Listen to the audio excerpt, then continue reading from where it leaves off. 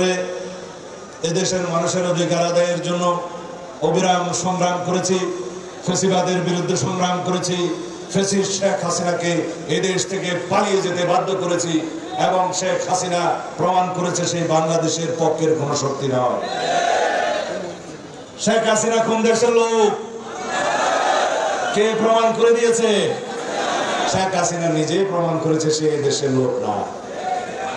আওয়ামী লীগ নিজেই প্রমাণ করেছে তারা এই দেশের কোন রাজনৈতিক দল ছিল না, তারা অন্য একটি দেশের একটি রাজনৈতিক দলের অঙ্গ সংগঠন ছিল বাংলাদেশে। শেষ পর্যন্ত শেখ হাসিনা মরিয়া প্রমাণ করল তিনি ভারতের লোক। আওয়ামী লীগ পতনের মধ্য দিয়ে, নিজেদের বিনাশের মধ্য দিয়ে প্রমাণ করিল আওয়ামী লীগ এই দেশের কোন রাজনৈতিক শক্তি ছিল না। আওয়ামী লীগ কোন রাজনৈতিক দল? আওয়ামী লীগ ছিল একটা মাফিয়ার শক্তি, আওয়ামী লীগ ছিল একটা সন্ত্রাসবাদী গোষ্ঠী, আওয়ামী লীগ ছিল একটি ফ্যাসিস্ট গোষ্ঠী। আওয়ামী লীগ কোন রাজনৈতিক দলের নাম নয়, কখনো আওয়ামী লীগের রক্তে কোন গণতন্ত্রের লেশ মাত্র ছিল না। আওয়ামী লীগের ডিএনএতেই গণতন্ত্র নেই।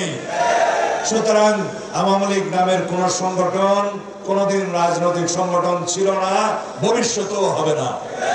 সুতরাং বাংলাদেশে আওয়ামী লীগের রাজনৈতিক কর্মকাণ্ড সঠিকভাবেই সন্ত্রাস বিরোধী আইনের মাধ্যমে নিষিদ্ধ করা হয়েছে, ঠিক কিনা? কোন আইনের মাধ্যমে? সন্ত্রাস বিরোধী আইনের মধ্য দিয়ে আওয়ামী লীগের রাজনৈতিক কর্মকাণ্ড নিষিদ্ধ করা হয়েছে, বিকজ আওয়ামী লীগ একটি সন্ত্রাসবাদী সংগঠন।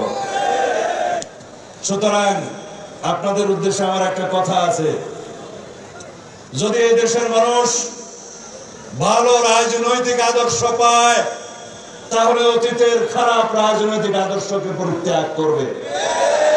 আপনারা কি সেই আদর্শের তলে থাকবেন? তাহলে বাংলাদেশ জাতীয়তাবাদী দলের আদর্শ অনুযায়ী আপনাদেরকে চলতে হবে। এদেশে শহীদ রাষ্ট্রপতি জিয়াউর রহমানের আদর্শকে প্রতিষ্ঠা করতে হবে। এদেশে দেশনেত্রী বেগম খালেদা জিয়ার সংগ্রামকে স্বীকৃতি দিতে হবে। এদেশে দেশনায়ক জনাব তারেক রহমানের 31 দফাকে প্রতিষ্ঠা করতে হবে। সেটাই হবে ভালো রাজনৈতিক আদর্শের প্রতিষ্ঠা। আপনারা কি এদেশে ভালো রাজনৈতিক সংস্কৃতির চর্চা করতে চান? তাহলে পারস্পরিক শ্রদ্ধার সাথে প্রত্যেক রাজনৈতিক দলের প্রতি সম্মান প্রদর্শন করতে হবে, সেই সংস্কৃতি চালু করতে হবে।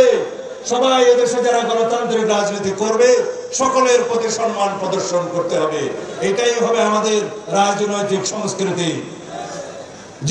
যে রাজনৈতিক দলেরই বন্ধু হন, সদস্য হন, নেতা হন।